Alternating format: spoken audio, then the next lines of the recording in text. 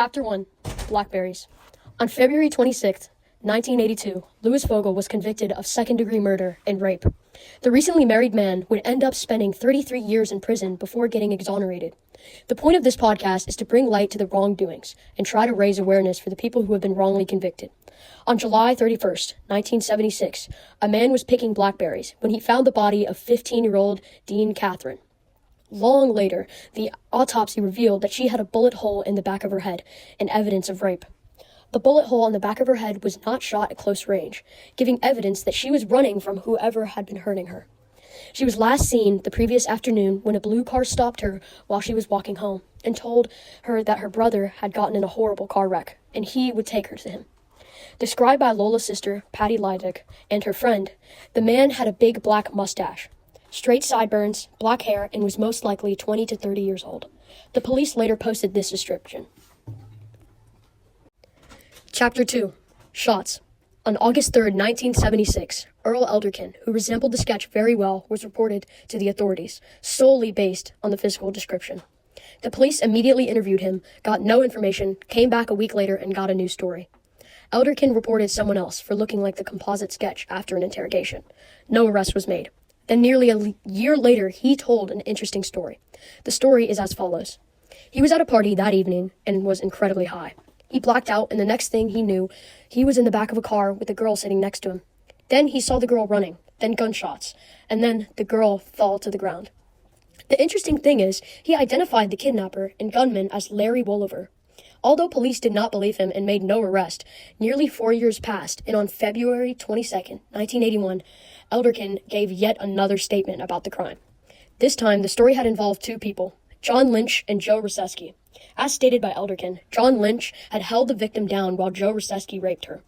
Elderkin said Ruseski grabbed a rifle from the car and shot 3 times, striking her in the back of the head with the final shot. Chapter 3, The Hypnotist. In that same year, March 16, 1981, the police called for an amateur hypnotist to help them solve this unsolved 4-year-old case. The amateur hypnotist, who was a college professor with no formal training, hypnotized Elderkin, and this time, Elderkin gave another story. In this new 5th statement of the killing, he said that he left the party in the car with 28-year-old Louis Fogle and Fogle's brother, Dennis. Apparently, Elderkin had been drinking all day, and that all he could remember, was them going into the woods and picking up Lola. Elderkin then states that Louis Fogle raped her in the front seat, and then his brother raped her as well. Following this, Lola said that she would report the rapes to the police, so Louis Fogle shot her 3 times in the back of the head. All details just mentioned are details that have been recalled from the session. This is because this session was never recorded. Then, the police coerced Lola's sister, Patty, and Patty's friend to change their story and match Elderkin's new story. An important added detail, though, is that before she left with the 3 men, Lola had eaten spaghetti and meatballs with a side of salad. The autopsy showed no food in the victim's system at the time of the murder. My notes on this piece of evidence are, pasta is a very carb-heavy food and can take multiple days to fully digest. This means that even if she had this hours earlier before death, it would still be in her system. This adds to the evidence that she and her friends were coerced into saying that type of story. It's later even stated by the 2 girls that they were coerced into saying that. This adds to the fact that the police don't care about who gets in trouble, they just want it solved. March 19, 1981, the police picked up Dennis Fogle for questioning and got a confession that matched Elderkin's almost exactly. Due to this, the police arrested Louis Fogle, Lynch, and Ruseski. They were all charged with rape and murder. This crime had a lot of gaps in it, one of which was how, at the time, Louis Fogle looked nothing like the described man. He had red hair and a full beard, proving there was no chance it was him. The trial judge excluded Elderkin's statement due to the hypnotist being untrained and not recording anything that happened. Another reason would be the fact that Elderkin has changed his story and recorded 5 times, and in most of them, he was a higher drunk. The judge almost made note of Elderkin's time in a psychiatric hospital and the fact that every witness's statement had changed to back up Elderkin's statement over time, leading the judge to believe they were coerced. During the trial, Fogle stated he was with his brother and his parents until 10 p.m. Later in the trial, his parents backed this up with their testimonies.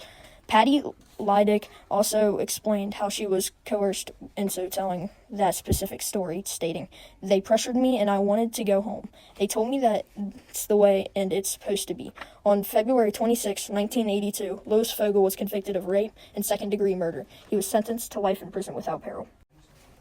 Dennis Fogle's Lynch and Ruseski later had the charges dismissed due to insignificant evidence. Sadly, from 2003 to 2008, Louis Fogle's multiple attempts to ask for DNA testing were denied. But thankfully, in 2008, the Pennsylvania Innocence Project picked up the case and asked for DNA testing be done. Sadly, though, the DNA testing from anal, oral, and vaginal sides were inconclusive, so they had to look somewhere else. Later, in 2014, they decided to try again. They found 12 additional items to the testing, including the victim's pubic hair, combings, sperm, etc. In the spring of 2015, they found DNA in the sperm of an unidentified man. This led to Fogle being released on bond the same year. But astonishingly, his wife, who he married for 3 months before he was arrested, had remained loyal to him for a whole 34-year period. On September 14, 2015, he was finally cleared of his charges in February 2017.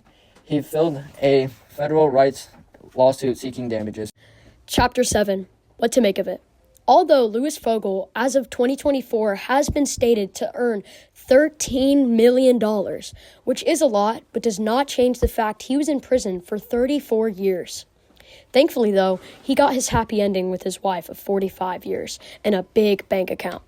But the issue of wrongful convictions is a real problem, and a lot of innocent people have and do die before they can be proven innocent.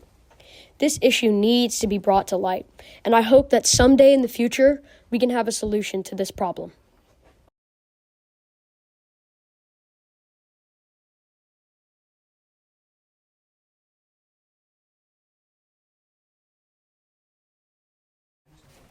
Dennis Vogel's Litch and Roseski later had the charges dismissed due to insignificant evidence. Sadly, from 2003 to 2008, Louis Vogel's multiple attempts to ask for DNA testing were denied.